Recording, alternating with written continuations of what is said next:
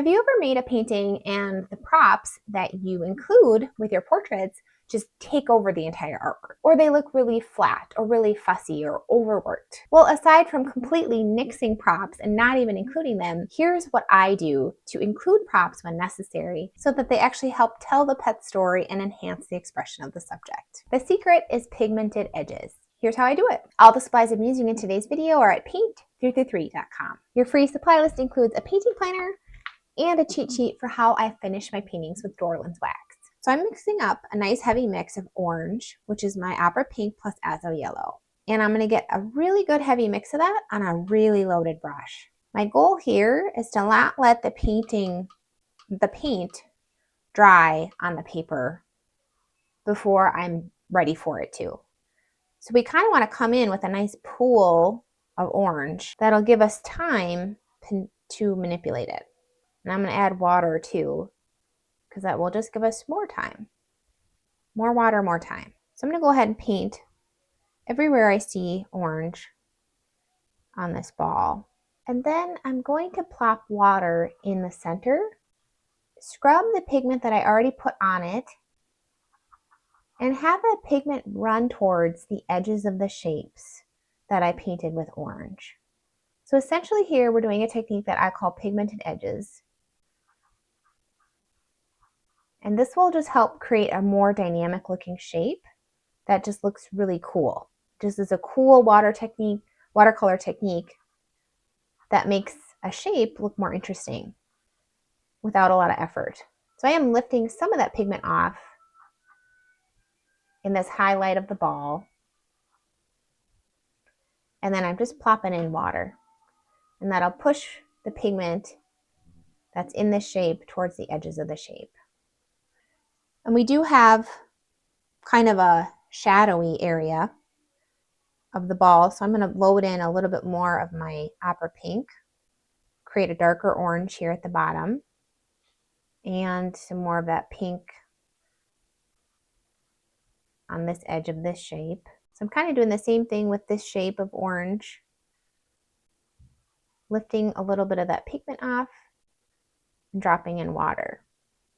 And we're just helping our pigment, we're giving it a little bit of direction, telling it can settle in these beautiful edges.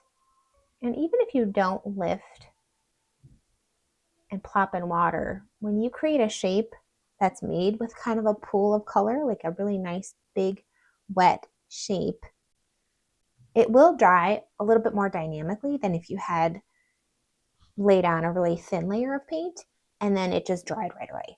It didn't have the pigment doesn't have a chance to move around. So it's really cool when you give it that opportunity to see what happens once it's dry. So now we're going to do the exact same thing, but with ultramarine blue, leaving a little bit of a margin between the orange shapes and the blue shapes that we're going to put down.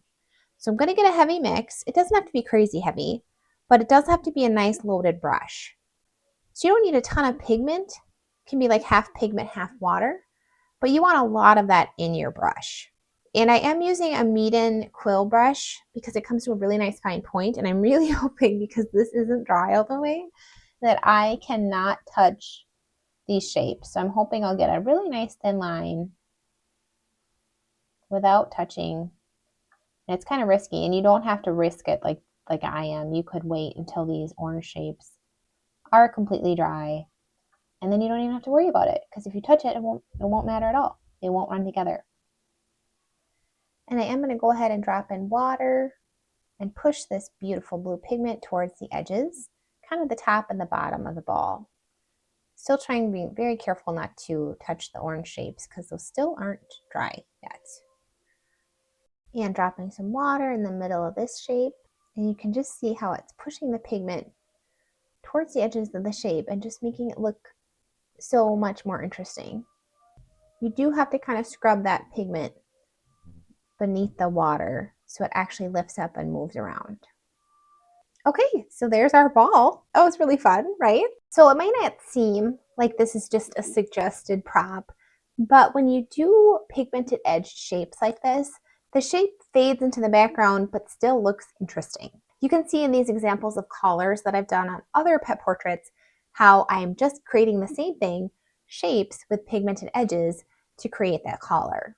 And you can even see in this close-up of the ball, once it finally dried, how the texture even kind of was suggested from the blooming that happened as the ball shapes dried. And now you know how I make props. Yeah, it's fun. Yeah, you wanted to say hi to the fans, right? Yes. The fans, they're pink. The fans are the family, and the fans of the stands. Wait, do you guys like being called fans? Cause like, fan? Okay, my bad. I was thinking of jokes.